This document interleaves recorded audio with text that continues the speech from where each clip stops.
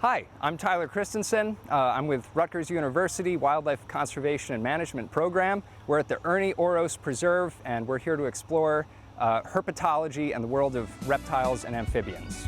Join us as we explore the preserve on our reptile walk. So we didn't even get started yet, and we came across this very young common snapping turtle.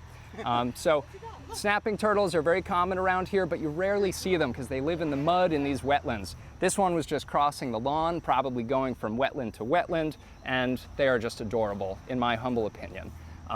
They get much, much larger than this. They can get something like that size, weigh over 50 pounds.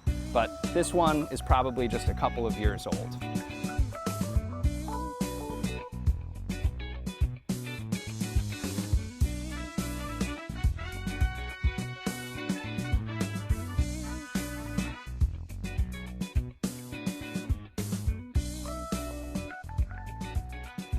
We're here at the live animal table.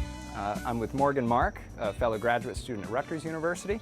And we're with an eastern garter snake that was brought in earlier today, found right here at the Oros Preserve. So garter snakes are pretty cool because they give birth to live young. So they actually form the eggs inside of the mother's body, but then they hatch and the live babies come out when it's time for them to emerge. So that's a reproductive strategy called ovoviviparous. I can't say it. Ovoviviparous. So it was really great just seeing the kids interacting with all the animals, especially the snakes. I think the most gratifying thing was seeing kids that were kind of apprehensive at first about the snake, but then I was like, you know, she's not going to hurt you. You can try touching her. And they got really excited to learn more about the snakes and the animals. We had a painted turtle here and a very large bullfrog as well. So it was just really great to see both the kids and their parents getting a real kick out of seeing the reptiles and amphibians. Eastern garter snakes are a really common species of snake here in New Jersey. They're found in backyards all the way into deep woods. This is a common one that people mistake for copperheads. So if you see a snake in your yard, chances are it's one of these, but best to know what you're looking at.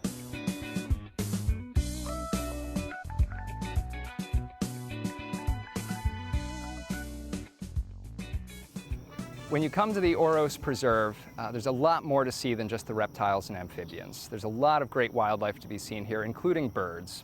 For example, we just saw a great egret, which is a type of heron. They're not super common, but really interesting birds found in these types of wetlands. All white heron-shaped bird, and they have a 5-foot wingspan, and they're just truly stunning.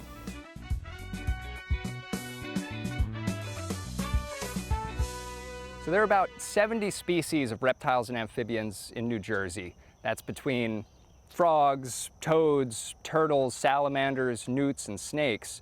About 20 of those could be found here at the Oros Preserve, and that's what we were after today. Reptiles and amphibians are a really fascinating group of animals with some really amazing life history strategies. They vary in size from some of the smallest, like a spring peeper that's the size of your thumbnail, up to a pine snake that's like 6 feet long. And that's just here in New Jersey. So something that the Oros Preserve has is a lot of wetlands. Wetlands are great places to come to search for herps. There are turtles, there are frogs, there are toads, there are snakes. Especially on hot summer days like today, this is a great place where they're still active because they can stay moist and there's lots of food here. One really great place to look for reptiles and amphibians at the Oros Preserve is these stands of pickerel weed. Pickerel weed's a really common wetland plant, and it provides really good habitat, especially for frogs. You know, it's got structure for frogs to lay their eggs on, places to hide for tadpoles to develop, places to hide so the adults can hide from birds like that great egret that we just saw. So pickerel weed is a really desirable wetland plant. So if you come out to the Oros Preserve, I would recommend checking the edges of these ponds and ditches. There are frogs hiding in the weeds, there are turtles basking out on the logs, and there's loads to see. So on days like today where we're doing an outreach program where we're trying to introduce people to these wildlife, we bring nets and we'll catch them so people can get an up-close encounter. Normally when we come out to a preserve like this, we can appreciate this wildlife from afar.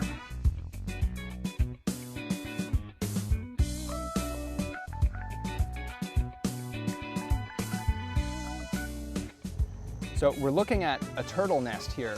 It's a hole in the ground, and there are these eggshells on the outside of it. So we're looking at a turtle nest here. Turtles come out of the water, dig a hole and lay their eggs in that hole. The eggs will hatch underground and the turtle hatchlings will dig themselves out.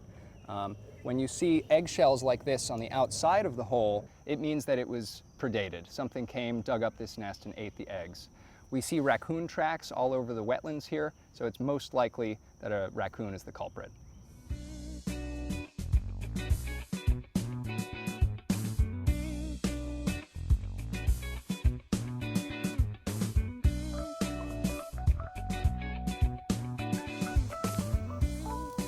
Oh, another big bullfrog. Let's see if we can try to catch this frog.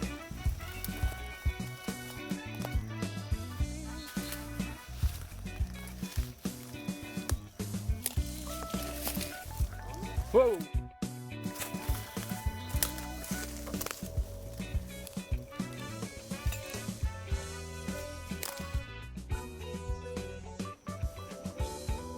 Success.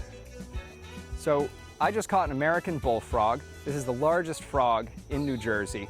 They're really interesting. They're common out here at the Oros Preserve. They take 2 to 3 years to develop as tadpoles. If they reach adulthood, they can live 8 to 10 years, which is really impressive. And they are just very handsome frogs, in my opinion. All right, so this frog was kind enough to take time out of its busy schedule to entertain us, for everybody to get to enjoy it. Now we'll send it on its way, and it's none the worse for wear.